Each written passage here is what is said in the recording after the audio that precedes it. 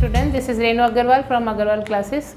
आज जो देखिए हम पैसिव वॉइस के प्रैक्टिस सेट करने वाले हैं और उस प्रैक्टिस टेस्ट से आपको काफ़ी कुछ जो है वो कॉन्सेप्ट भी क्लियर हो जाएगा एंड आगे भी आपको प्रैक्टिस सेट मिलते रहेंगे जिससे कि आपको पता चल जाए कि आप लोगों ने कितना सीखा है। तो सबसे पहले थोड़ा सा बेसिक एक बार जान लेते हैं इसमें वापस। कुछ वीडियो हमने बेसिक बना रखी हैं, अगर आपने उन्हें नहीं वॉच किया है तो आप उन्हें देख लीजिएगा। और अभी भी हम थोड़ा देख लेते हैं कि किस तरीके से हमें थोड़ा बेसिक पता होना चाहिए जिससे कि हम क्वेश्चन को सॉल्व कर सकें। वॉइस जो है वो 2 टाइप्स की हैं, active voice and passive voice. Active voice में जो है वो डूअर इंपॉर्टेंट रहता है और पैसिव वॉइस में एक्शन इंपॉर्टेंट होता है।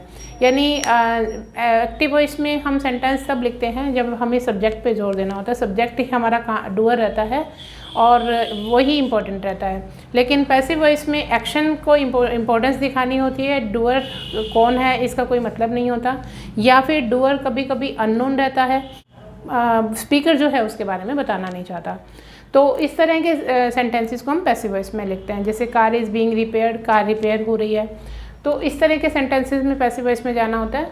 तो अब ये देखना है कि एक्टिव वॉइस में देखिए एक्टिव वॉइस जो होती है उसमें हमारे पास डू हेल्पिंग वर्ब के रूप में हम डू को, हैव को और बी, इन तीनों की फॉर्म्स को हम यूज़ करते हैं। लेकिन पैसिव वॉइस में हमारे पास क्या रहता है, बी की फॉर्म्स को हमें लगाना होता है पैसिव बनाने के लिए। तो हम देखेंगे कि इनमें से कौन सी फॉर्म, ये डू डज को, जैसे डू डज डिड को हटा दिया जाता है, उनकी जगह हमें इज़ एम आर बी की फॉर्म्स लगानी होती है। तो किस तरीके से हमें इसे यूज़ करना है, तो बी की फॉर्म्स देखिए। बी एक base form of the verb है, बेस फॉर्म है ये। और उसके बाद इसकी जो फॉर्म है इसमें एक हम लेते हैं प्रेजेंट फॉर्म। प्रेजेंट में हमारे पास होती है इज़ एम आर, ठीक है। और पास्ट में हमारे पास होती है वॉज वर। उसके बाद हमारे पास परफेक्ट में होती है बीन। और जो कंटिन्यूस फॉर्म है वो हमारी बीइंग रहती है। तो इस तरह से ये सारी हम पैसिव वॉइस में यूज़ करने वाले हैं। अब हमें देखिए हमें इसे कहाँ पे और कैसे यूज़ करना है। जब हमें ये दिखे कि वर्ब की एक्टिव वॉइस में हमारे पास V1 है या V1 के साथ S या ES है, या इंटरोगेटिव या नेगेटिव बनाते समय हमें जो एक हेल्पिंग वर्ब की ज़रूरत पड़ती है वो डू डज है। तो इनमें से इन सभी को हमने हटा देना है। जब हम पैसिव वॉइस बनाएंगे तो इन्हें हम हटा देते हैं और हम इन सभी के साथ हम V3 यूज़ करते हैं।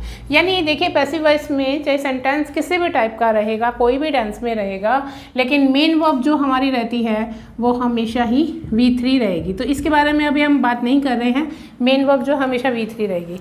तो अब देखिए इन्हें हमने हटा दिया और हमने यूज़ किया इनकी जगह पर इज़ एम आर। वर्ब तो मेन वर्ब V3 हो गई।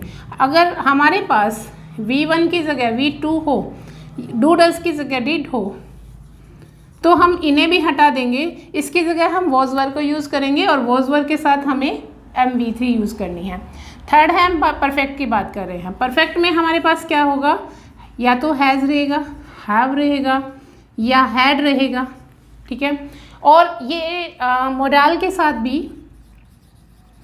हैव हो सकता है यहाँ पे। और इन सबके साथ हमारे पास पहले से ही जो है वो वर्ब की थर्ड फॉर्म दी हुई होती है।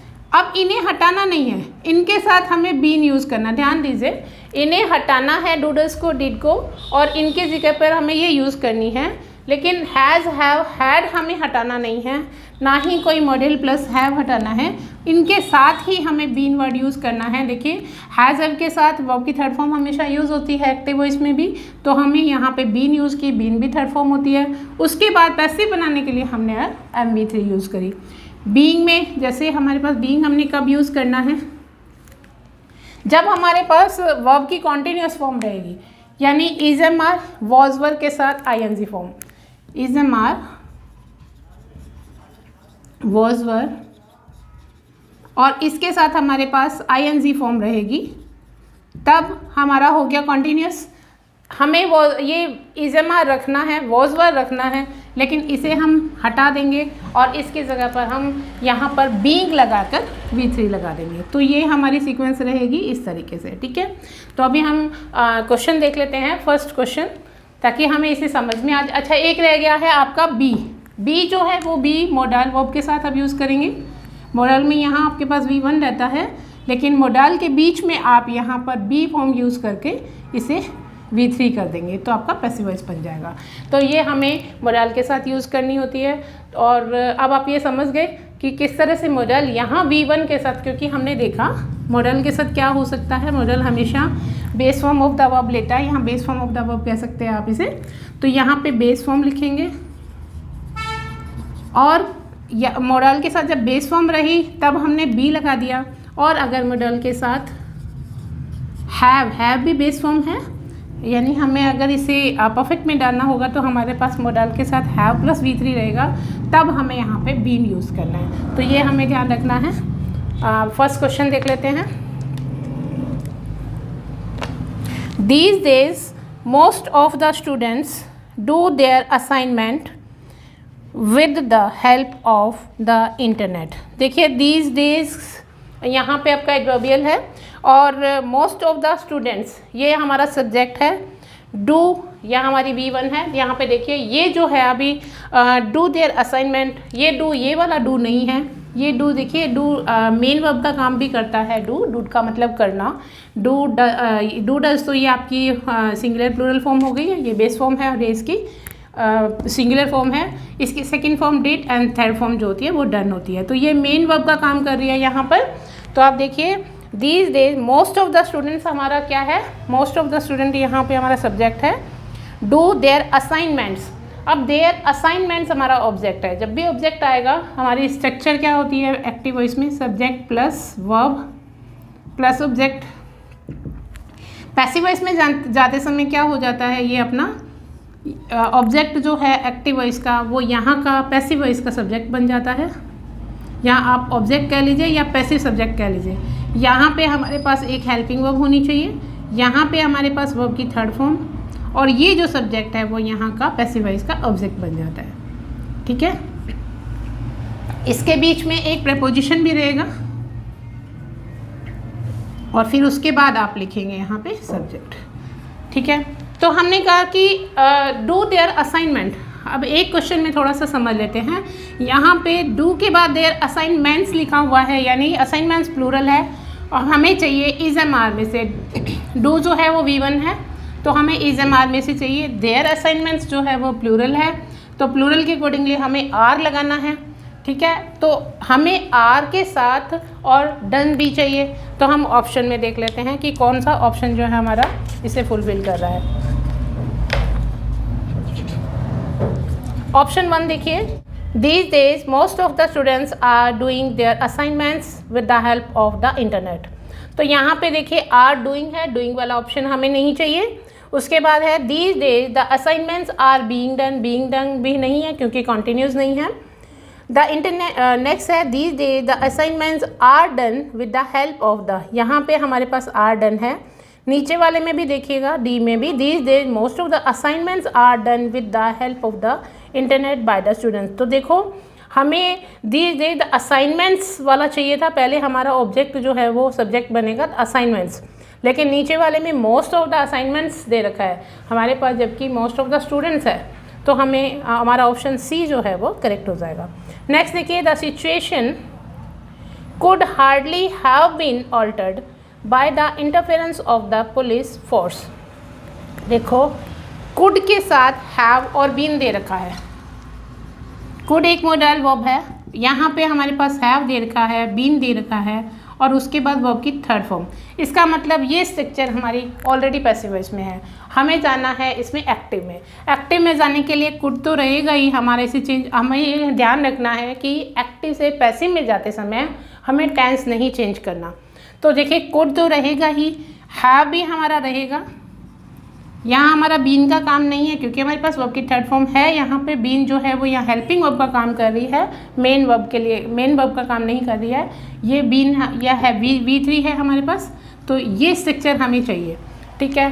तो अब हम ये देखते हैं कि ये स्ट्रक्चर हमें कहाँ मिल रही है। फर्स्ट देखिए, the interference of the police force could alter the situation with hardness. Could alter, तो कुड के साथ ऑल्टर दे दिया, ये नहीं आएगा। The interference of the police force had नहीं आएगा। नेक्स्ट में देखिएगा, could hardly have alter the situation, C. और डी में हमारे पास कैन दे दिया है, तो हमारा ऑप्शन जो है वो सी राइट हो जाएगा। नेक्स्ट देखिए, रतन इज परफॉर्मिंग एन एक्सपेरिमेंट। अब इस परफॉर्मिंग के अकॉर्डिंग हमें क्या चाहिए, इज के साथ देखो इज, और यहाँ पे देखिएगा कि जब कॉन्टीन्यूस फॉर्म आ रही है तो हमें बीइंग चाहिए, इज एम आर है तो इज एम आर ही चाहिए, और हमें बीइंग के साथ वर्ब की थर्ड फॉर्म चाहिए। तो हमें वो ऑप्शन लेना है। यहाँ पर देखिए, एन एक्सपेरिमेंट इज परफॉर्म नहीं, वॉज परफॉर्म भी नहीं, तो हमारे पास ऑप्शन सी में देखिए इज बीइंग परफॉर्म्ड बाय रतन, तो हमारा ये ऑप्शन यहाँ पे राइट हो जाएगा सी। नेक्स्ट देखिए, kindly offer your remarks. Kindly offer your remarks, ये जो सेंटेंस है वो इम्पेरेटिव सेंटेंस है। इसे समझने के लिए देखिए, जब हमारा इम्पेरेटिव सेंटेंस रहता है तो हमारा V1 से शुरू होता है और उसके बाद एक ऑब्जेक्ट रहता है। यहाँ पे हमारे पास अगर कोई रिक्वेस्ट वाला सेंटेंस है तो काइंडली या प्लीज़ होता है, और जब हम इसे पैसिव वॉइस में बना रहे होते हैं तो इन दोनों वर्ड्स को हटा दिया जाता है, ये हटा देते हैं, और उसके बाद हम इसे प्लीज़ या काइंडली वाले सेंटेंस को यू आर रिक्वेस्टेड।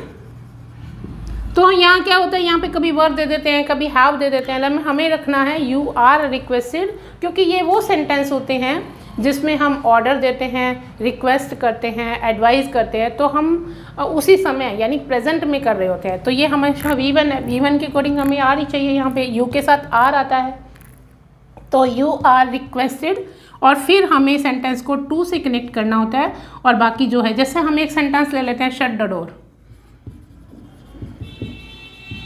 इस सेंटेंस को अगर काइंडली से कनेक्ट किया होता तो ये सेंटेंस बन जाता you are requested to shut the door. और दूसरा तरीका इसका ये भी था, अगर काइंडली और प्लीज़ नहीं होता तो इस सेंटेंस को हम कैसे बना सकते थे, इस सेंटेंस को बनाते लेट से कनेक्ट करके लेट द डोर, और लेट के साथ बी लगता बी शट। ठीक है, ये वर्ब की थर्ड फॉर्म है, लेकिन जब हम टू के साथ कनेक्ट कर रहे हैं तो ये हमारी वो जो फॉर्म यहाँ लगी हुई थी वो ये हमने, क्योंकि टू के साथ हमने वर्ब की फर्स्ट फॉर्म लगानी थी, तो to the shut the door. ठीक है, यहाँ पे यू आर रिक्वेस्टेड हमने पैसिव वॉइस में ऑलरेडी बना दिया है। तो ये दो तरीके हो सकते हैं, ऑप्शन में पता लगेगा हमें किस तरह का ऑप्शन आया हुआ है। काइंडली ऑफर योर रिमार्क्स, तो देखिए यू वर, तो पहला ऑप्शन कट हो गया, you have been option number 2 भी cut, you are requested to offer your remarks, तो यू आर रिक्वेस्टेड यानी सी हमें अपना आंसर मिल गया है। डी में अगर आप देखोगे तो आर बीइंग दे रखा है, वो ऑप्शन भी कैंसिल।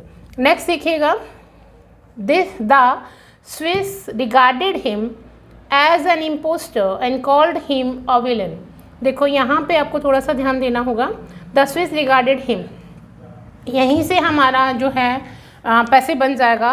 रिगार्डेड V2 है, और V2 जब भी होगा वो हमें किस में चेंज करना होगा, जब हमारा V2 रहता है हमें वॉज वर्ब लगा के वर्ब की थर्ड फॉर्म लगानी है, तो हिम को ही में लेके जाना है।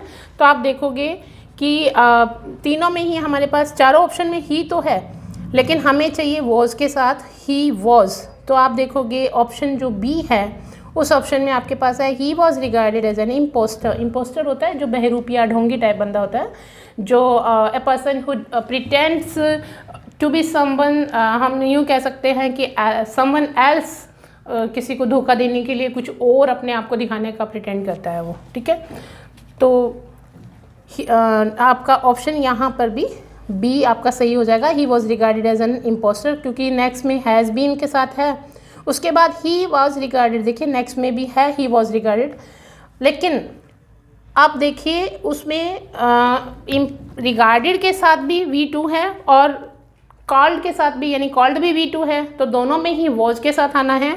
एक में हमारे पास इज़ के साथ दे रखा है, डी में आप देखोगे तो इज़ कॉल्ड दे रखा है, यहाँ पे हमें वॉज कॉल्ड चाहिए था। ठीक है, तो हमारा ऑप्शन जो है वो बी करेक्ट हो जाएगा। We shall write a novel, हमने कहा कि जब हमारे पास कोई भी मॉडल फॉर्म आएगी तो हमें बी लगाना है, तो बी के साथ हमें वर्ब की थर्ड फॉर्म चाहिए। अब हमारे पास शैल है, तो शैल और will according to the subject रहेगा। तो हम देखते हैं कि अब हमारे वी के साथ तो शैल यूज़ करते हैं, लेकिन नॉवल के साथ हम विल यूज़ करेंगे, तो हमें क्या चाहिएगा, आई और वी के साथ हम शैल यूज़ करते हैं। देखिए आई और वी जो रहेगा उसके साथ हम शैल यूज़ करते हैं, बाकी जो बच गए उसके साथ विल यूज़ करते हैं।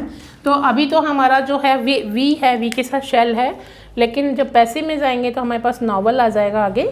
तो अ नॉवल। अब देखिए फर्स्ट में देखिए a novel will be written write की सेकेंड थर्ड फॉर्म है बाय अस, और बाकी किसी में भी विल तो है लेकिन हैव बीन दिया हुआ है, हमें नहीं चाहिए, वुड भी नहीं चाहिए और इज़ रिटन भी नहीं चाहिए। तो ऑप्शन नंबर ए हमारा करेक्ट हो जाएगा। नेक्स्ट देखो, who gave you the money.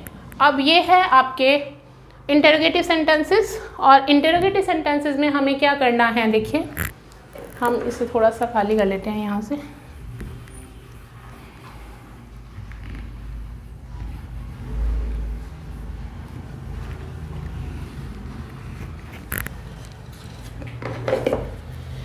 Interrogative sentences में मान लीजिए हमारे पास WH वर्ड है अगर, तो हम क्या करेंगे, दो तरह के इंटेरोगेटिव सेंटेंसेस होते हैं, एक तो WH वर्ड से और एक होता है हेल्पिंग वर्ब से शुरू होने वाले। तो जो हेल्पिंग वर्ब से शुरू होने वाले हैं वहाँ तो जो हेल्पिंग वर्ब के साथ हम ये वाला रूल ले रहे थे वहाँ सेम वैसा ही रखेंगे, और हेल्पिंग वर्ब जहाँ मतलब है वहीं पे हम इसे रखेंगे, क्योंकि इंटेरोगेटिव है तो इंटेरोगेटिव सेंटेंस ही हमें बनाना है। इसी तरह से अगर WH वर्ड में भी हु को छोड़कर, जैसे अगर हु और व्हाट, देखिए एक तो होता है हु, एक होता है हमारे पास व्हाट। हु जो है वो पर्सन के लिए काम करता है, व्हाट जो है वो थिंग्स के लिए काम करता है। अगर ये एज ए सब्जेक्ट ही काम कर रहे हैं एक्टिव वॉइस में, हम इसे किस में चेंज कर देते हैं, हु जो होता है वो बाय होम में चेंज हो जाता है। और अगर ये भी व्हाट जो है वो भी अगर एज ए सब्जेक्ट, जैसे व्हाट अम्यूज यू, तो यहाँ पे व्हाट अम्यूज्ड और यू जो ऑब्जेक्ट है वहाँ कोई अनदर सब्जेक्ट है ही नहीं, तो यही जो है वो कोई थिंग के लिए काम हो रहा है, लेकिन ये एज ए सब्जेक्ट यहाँ पे काम हो रहा था। तो इसे भी हम क्या करेंगे, इसे भी हम बाय व्हाट में चेंज करेंगे, लेकिन सभी में नहीं, ये भी हमें देखना है। ये हम क्वेश्चन के अकॉर्डिंग ही बाद में समझेंगे। अभी हमारे पास हु का क्वेश्चन आया हुआ है तो हम हु से समझ लेते हैं। देखिए who gave you the money, who के बाद गेव है और ये हमारा ऑब्जेक्ट आ गया, who gave you the money. तो हमारे पास दो तरीके से इसे बनाया जा सकता है, द मनी से भी और यू से भी, दो तरीके से, लेकिन इसे हमें चेंज करना है बाय होम में। अब आप यहाँ पे देखेंगे कि गेव जो है वो हमारी V2 है, और बाय होम के बाद हमें V2 के अकॉर्डिंग वॉज ये वर्ड चाहिए, तो बाय होम के बाद हमारा वॉज लगेगा। तो बाय होम वॉज क्या चीज़ हमें लानी है अब आगे, ऑब्जेक्ट, क्योंकि ये क्वेश्चन था, क्वेश्चन बन चुका है, ठीक है। तो by whom was the money, फिर गिवन टू यू। इसे जब भी, ये डायरेक्ट ऑब्जेक्ट है, ये इनडायरेक्ट ऑब्जेक्ट है, इनडायरेक्ट ऑब्जेक्ट को अगर हम बाद में लाते हैं तो हमें टू के साथ कनेक्ट करना पड़ता है। और अगर हमें यू, क्योंकि ऑप्शन हमें कौन सा मिलता है हमें नहीं पता अभी, यू अगर दूसरा तरीका है यू से बना लीजिए। तो बाय होम, आप देखिएगा यहाँ डिफरेंस क्या रहेगा, बाय होम और हमने यहाँ यू लिया, तो यू के अकॉर्डिंग यहाँ पे आपको वर लगाना होगा। तो by whom were you given, और नेक्स्ट क्या है हमारा, द मनी, ठीक है। अब हमें इन दो ऑप्शन में से ही एक चूज़ करना है कि कौन सा ऑप्शन हमारे पास है। देखिए who gave the money to you नहीं होगा, बाय होम वाला देखना है, तो दो ऑप्शन तो ए और सी तो पहले ही कट हो गए। By whom was you given the money, और by whom were you given the money.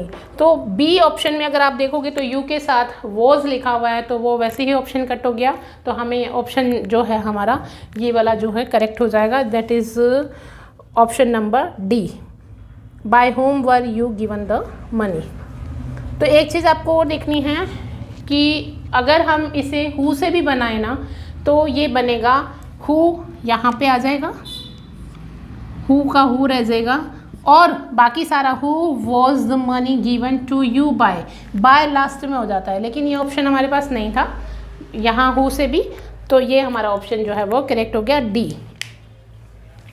Next देखो,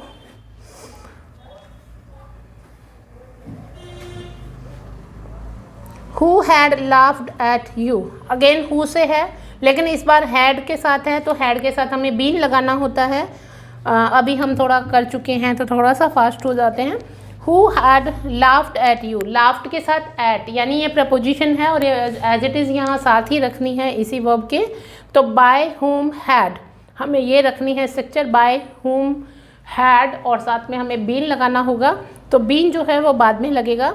तो देखिए पहले में देखिए by whom you had been नहीं होगा क्योंकि क्वेश्चन को क्वेश्चन बनाने के लिए हमें बाय हुम के साथ हैड चाहिए।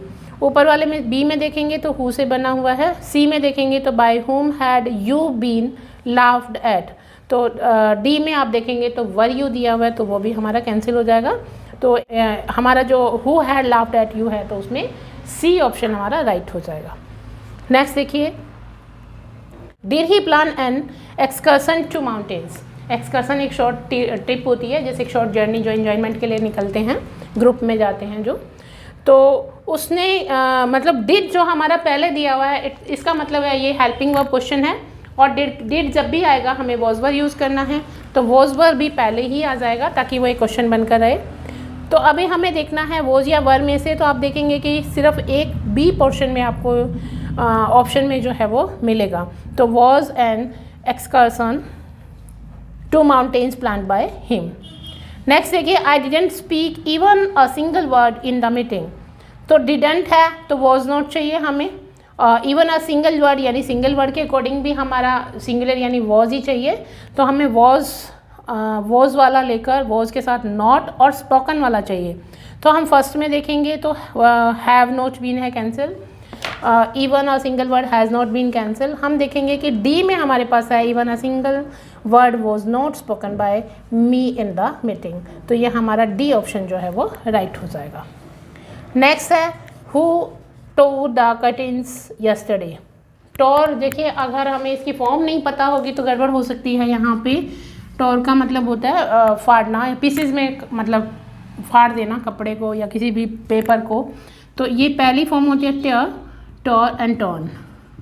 अगर हमें ये फॉर्म्स नहीं पता होगी, वियर वॉर वॉर्न, वियर की भी यही 3 फॉर्म होती है, वियर वॉर वॉर्न। तो देखिए इसमें हु है, हु को हमने बाय हुम में चेंज किया जो कि हमारे चारों ही ऑप्शन में है। और टोर हमारी क्योंकि हमने अभी लिखा कि है V2 है, V2 के अकॉर्डिंग हमें वॉच चाहिए या वर्ड चाहिए यहाँ पे। अभी हम आगे देखेंगे कि हमारे पास कर्टेन्स दे रखा है, कर्टेन्स के लिए हमें चाहिए वर। तो हमारा ऑप्शन बी में हमारे पास वर दिया हुआ है और ऑप्शन सी और उसमें ए में भी दे रखा है। तो आगे चलते हैं, फर्स्ट ऑप्शन में देखेंगे तो टियर्ड दे रखा है, टियर्ड हमारी फॉर्म गलत हो गई है। नेक्स्ट देखिए, by whom were the curtains torn yesterday, B option जो है वो हमारा करेक्ट हो गया। नेक्स्ट है, our vehicle had been stolen from our garage by the same ugly team. Ugly team जो होती है जो चोरी वगैरह करते हैं, ज़बरदस्ती फोर्सफुली जो घरों में घुस जाते हैं, उस टीम के बारे में। तो इसमें आप देखेंगे कि हैड बीन स्टोलन यानी हमें क्या चाहिए, हमें हैड के साथ स्टोलन चाहिए। बीन हमारा है, इसका मतलब है ये ऑलरेडी पैसिव वॉइस में है। तो आप देखेंगे द पहला ऑप्शन में देखिए, the same ugly team had stolen a vehicle from a garage. तो ठीक है, ए ऑप्शन में हमें मिल रहा है। नेक्स्ट में had stolen, is stealing, will have stolen, यानी हमारा ए ऑप्शन जो है वो करेक्ट हो जाएगा। I shall be oblige to go, इसमें आई शैल के साथ बी दे रखा है, ऑब्लाइज दे रखा है, इसका मतलब ये हमारा ऑलरेडी पैसिव वॉइस में है। तो हमें क्या चाहिए, हमें देखिए इसमें हमारा जो डूअर है वो सर्कमस्टेंसेस है कि किस चीज़ ने हमें बाध्य किया। तो सर्कमस्टांसेस, अब हमें क्या चाहिए, विल और शैल में से चाहिए, that is in D option. Circumstances will oblige, इसमें डी ऑप्शन में अगर आप देखेंगे तो ऑब्लाइज मी टू गो। अब आप यहाँ पे ध्यान से देखिए कि ऊपर आपके पास ऑब्लाइज था क्योंकि ऑब्लाइज शैल बी ऑब्लाइज यानी वर्ब की थर्ड फॉर्म थी, लेकिन अभी हमें वापस विल के साथ फर्स्ट फॉर्म लानी है जो कि हमारे ऑप्शन डी में है। ठीक है, विल एंड ऑब्लाइज। नेक्स्ट देखिए क्वेश्चन, शट द डोर। अब वो हमने अभी किया ही था, शट द डोर। तो इसमें हमें लेट वाला ऑप्शन मिल गया है, तो हम देखेंगे कि पहले लेट आएगा, फिर ऑब्जेक्ट हमारा द डोर आ जाएगा। अब आपको जैसा कि मैंने पहले बताया था कि इसके साथ हमें अगर वर्ब की थर्ड फॉर्म नहीं पता हो तो इसमें शटेड दे रखा है तो रॉन्ग हो जाएगा। Let the door be shut होना चाहिए, that is in option C. तो आप देखेंगे इसका आंसर है let the door be shut, option C. Next है वी प्रोहिबिट स्मोकिंग। तो वी प्रोहिबिट स्मोकिंग, स्मोकिंग जो यहाँ पे है वो आईएनजी फॉर्म नहीं है, या जेरेंड है। तो जैसे कि स्मोकिंग एज एन ऑब्जेक्ट यहाँ पे यूज़ किया गया है, तो हमें स्मोकिंग पहले लेकर आना है। स्मोकिंग प्रोहिबिट जो है वो आपकी फर्स्ट फॉर्म है, तो स्मोकिंग इज़ और आगे हम क्या लगा देंगे, प्रोहिबिटेड।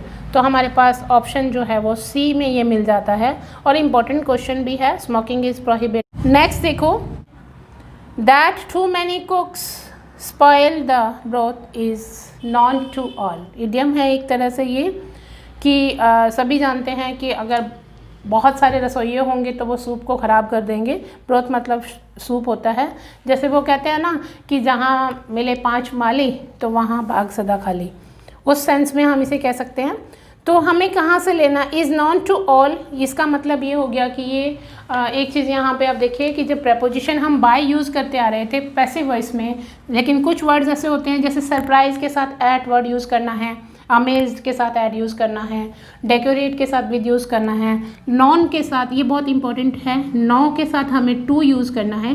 तो ये ऑलरेडी पैसिव वॉइस में सेंटेंस है हमारे पास। तो आप देखो ऑल नॉज यहाँ पे हमारा जो है टू ऑल है लास्ट में, देखिए। तो इसका मतलब ऑल नॉज, ऑल जो है वो हमारा यहाँ पे ऑब्जेक्ट सब्जेक्ट है। और हमें क्या चाहिए, हमें इज़ नॉन के हिसाब से हमें वर्ब की फर्स्ट फॉर्म चाहिए, ठीक है। तो ऑल नो, हमें नो चाहिए, ऑल के साथ नोज नहीं आता। ऑल सब्जेक्ट वर्ब एग्रीमेंट की बात करें तो ऑल हमारा प्लूरल हो गया है और हमें यहाँ पे सिंगुलर चाहिए, तो ये हमारा रॉन्ग हो गया। नेक्स्ट में सेकेंड फॉर्म यूज़ की गई है न्यू, तो गलत हो गया। थर्ड में भी ऑल नो है। That the broth is spoiled by too many cooks. और नेक्स्ट में डी में आप देखेंगे all know that too many cooks spoil the broth, लेकिन हमें और कुछ चेंज नहीं करना, हमें that too many cooks as it is लिखना है। तो हमारा डी ऑप्शन जो है इसमें करेक्ट हो जाएगा। It is time to water the plants. अब इन्फिनेटिव के साथ हमारे पास जब ऑप्शंस आ जाते हैं तो इसमें देखिए आप कैसे बनाएंगे। देखो, it is time to close the shop. इसमें हमें सेंटेंस को जब बनाना होगा, ये हमारा एक ऑब्जेक्ट रहेगा। एक बार इसको आप छोड़ दीजिए, ये हमारा इन्फिनेटिव है, टू के साथ V1, टू के साथ हमारी base form of the verb, इसे एज इट इज़ रखना है, इट इज़ टाइम, और इसे 4 से कनेक्ट करना है। ये भी हमारा एक नाउन है, ये भी है, तो इसे प्रेपोजिशन से हम ये कनेक्ट कर देंगे फॉर द शॉप। और इसे टू बी, टू के साथ हमेशा बी का फॉर्म लगा के ही हमें वर्ब की थर्ड फॉर्म लगानी है। बी जो है base form of the verb है, तो वो रूल भी हमारा यहाँ पे है कि टू के साथ बेस फॉर्म भी लग गई है। पैसिव वॉइस में हमें थर्ड फॉर्म लगानी है, तो पैसिव वॉइस में हमें थर्ड फॉर्म भी लगा दी है। तो ये स्ट्रक्चर हमें चाहिएगी यहाँ पर। तो ये देखिए, it is time to water the plants. तो यहाँ पे जो हमने शॉप लिखा था वहाँ यहाँ हमारे पास प्लांट्स दिया हुआ है। It is time for the plants to be watered, तो हमारा ये ऑप्शन जो है ए में मिल रहा है। बाद में है it is time the plants, यहाँ आपका 4 नहीं लगा हुआ, शुड भी नहीं आएगा यहाँ पे। It is time when plants are watered, तो ये भी रॉन्ग हो जाएगा। तो देखेंगे तो ए और बी में थोड़ी सी ध्यान देने की ज़रूरत है कि फॉर द प्लांट्स का ही, फॉर का ही डिफरेंस रखा हुआ है, तो ए ऑप्शन हमारा करेक्ट हो जाएगा। द जज order the murder to be hanged. तो इसमें देखिए कि ऑर्डर्ड है, तो यानी ऑर्डर्ड के अकॉर्डिंगली V2 है, तो हमें वॉच चाहिए। तो आप देखिए इसमें ऑप्शन हमारा आ जाएगा, फर्स्ट ऑप्शन है इट वॉज ऑर्डर्ड, नहीं आएगा। The murdered was to be, नहीं, टू बी हमें नहीं लगाना था। The order was given by the जज टू हैंग, तो ये भी नहीं लगाना क्योंकि ये तो बिल्कुल ही स्ट्रक्चर ही गलत हो जाएगी।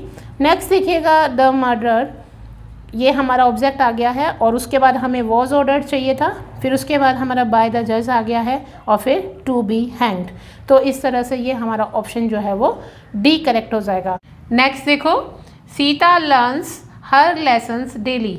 तो यहाँ पे लर्न्स जो है आपका सीता के अकॉर्डिंगली सब्जेक्ट वर्ब एग्रीमेंट में हम देखें तो लर्न्स आया है, यानी सिंगुलर फॉर्म है, और हमें हर लेसन्स के अकॉर्डिंग इसे इज़-एम-आर में से हमें देखना है। लर्न्स V1 है और उसके अकॉर्डिंग हमें हर लेसन्स में आर चाहिए, तो हम देखेंगे कि हर लेसन्स और साथ में हमें इसमें लर्न्ट चाहिए, इसकी थर्ड फॉर्म। आप देखो यहाँ पे आर लर्न्ट जो है वो लास्ट डी में दिया हुआ है, her lessons are learnt daily by Sita, क्योंकि बाकी में आप देखेंगे वॉज हमें टेंस चेंज करना नहीं था, वर्ब भी आपका टेंस चेंज हो गया, और इज़ लर्न्ट जो है लेसन्स के अकॉर्डिंगली जो है आर आना चाहिए था। एंड नेक्स्ट देखो, Rajesh could not complete the paper because he had a headache. तो कुड नॉट कंप्लीट, तो कुड नॉट कंप्लीट है तो हमें यहाँ पे कुड के साथ बी चाहिए, एक मॉडल वर्ब है यहाँ, तो साथ में हमें कंप्लीटेड चाहिए। अब पहला आप देखेंगे हमारा यहाँ पे ऑब्जेक्ट जो है वो द पेपर है, द पेपर से स्टार्ट होगा, तो आप देखिए द पेपर ऑफ राजेश नहीं, the paper could not be completed by Rajesh because he had a headache. फिर आगे राजेश पेपर है, उसके बाद फिर राजेश पेपर है, तो हमारा ऑप्शन बी जो है वो करेक्ट हो जाएगा। The paper could not be completed by Rajesh because he had a headache. तो कुड नॉट के साथ हमने बी लगा दिया। जब भी हमारे नेगेटिव रहेगा तो दोनों के बीच में, जैसे कुड और बी के बीच में हमारा नॉट लग जाएगा, तो could not be completed, option जो बी है हमारा राइट हो जाएगा। आई होप आपको ये बिल्कुल क्लियर हो गया होगा। और नेक्स्ट जो है हम कुछ क्विज़ भी डालेंगे ताकि आप अपने आप को थोड़ा देख पाएँ कि आप कितना स्कोर कर सकते हैं, और उसे आप ज़रूर करिएगा और हमें कमेंट बॉक्स में भी बताइएगा। Thank you for watching.